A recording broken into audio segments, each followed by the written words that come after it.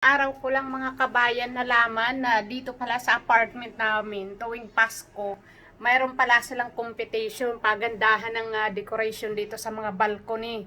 Kaya ito yung aking design. Hindi ako nakapag-prepared kasi ala ko walang premyo. Simple lang pero sana manalo tayo kasi $500 pa na may ano pa naman no. 5,000 peso yung panalo. Ito may munting regalo ako dito at saka Christmas tree. Nakuha ko rin yan sa dumpster. Ayan.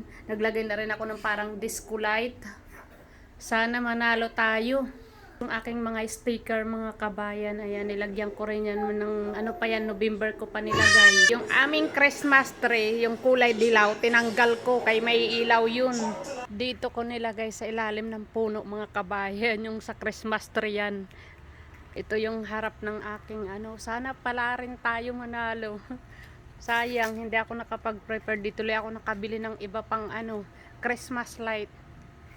May pag-asa kaya to mag-check tayo sa ibang ano, kabahayan.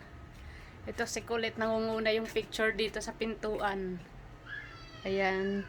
Ito, nakuha ko rin to sa dumpster. Ayan sa kapitbahay, simple lang. Ito naman sa kanila. Titingnan natin kung iilan yung mga magagandang ano. Ito parang puro Christmas light lang. Walang decoration sa labas ay sa loob. Ito naman yung isa wala din. Ayan, kulang ng Christmas light. Ito lang yung lead light lang nilagay. Ito pangatlo mga kabayan yung kaila Tatay Kano. Ito maganda-ganda din kasi may decoration yung ano nila harap. Ito lang yung ano, simple lang siya. Ayan yung opisina, mukhang nagsusurbi na sila sa may mga Christmas light. Kasi ngayon ang ano na mga kabayan, competition. Nililibot ko mga kabayan. Yung buong apartment, tinitingnan ko kung alin yung magaganda. Sa akin, maganda yung design ko eh.